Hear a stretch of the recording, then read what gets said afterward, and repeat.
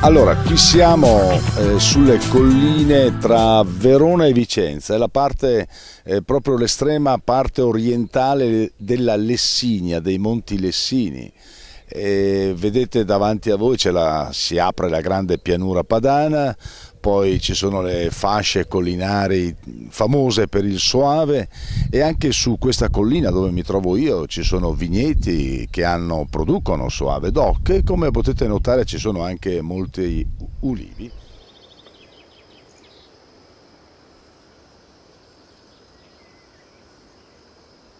Questo è un territorio che io amo, un po' il mio paradiso, insomma, il pezzo di terra dove quando ho qualche ora libera, non sono a commissioni, a consigli o a convegni, vengo a passare le mie ore perché mi diverto, sto bene, il contatto con la natura, il lavoro manuale, praticare il diserbo, potare un ulivo, vederlo magari durante la fioritura, ora in parte già avvenuta e direi anche sofferente per il grande caldo di questi giorni e l'assenza di una bella pioggia che avrebbe dato ovviamente vigore alle piante. L'ulivo nel momento della fioritura ha bisogno di aria fresca. La temperatura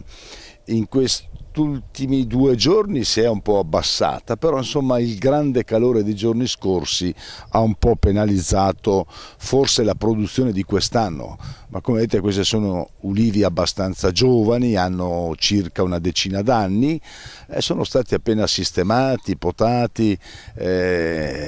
pronti per produrre anche quest'anno la loro quantità di olio. Non è granché, io la metto in bottigliette che poi personalizzo perché mi piace che il mio prodotto sia un prodotto sano, vero,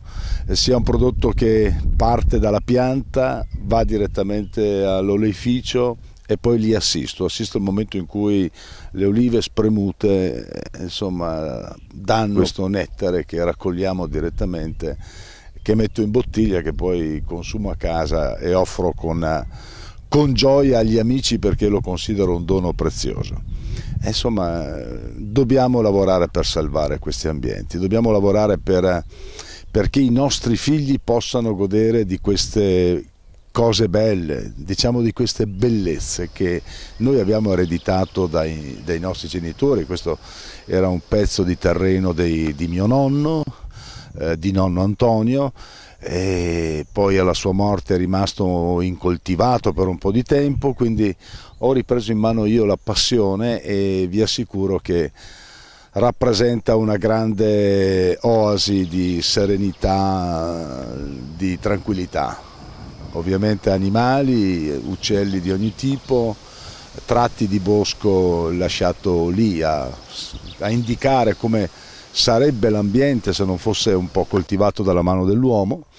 ma soprattutto ecco un ambiente assolutamente naturale, un ambiente dove il contatto è diretto, dove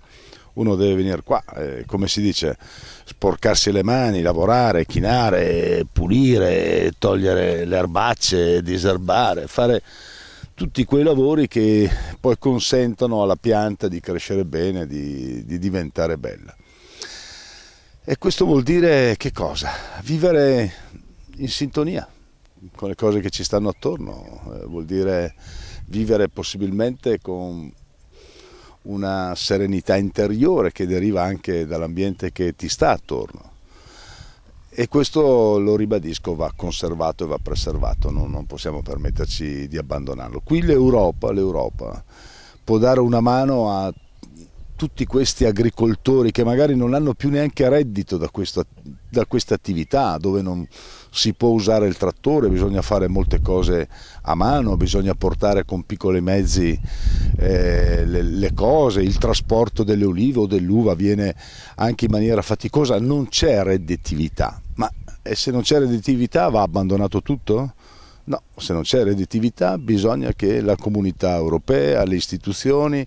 ti mettano nelle condizioni che ci sia perlomeno un pareggio, insomma, dove tu uomo dai la tua passione, dai il tuo amore, produci delle cose, conservi l'ambiente, lo mantieni bello e hai mezzi sufficienti per vivere in modo decoroso. questo già è un risultato, credetemi, straordinario. Qui sta avvenendo e tutta la collina, se fate caso, è davvero una collina curata, una collina bellissima.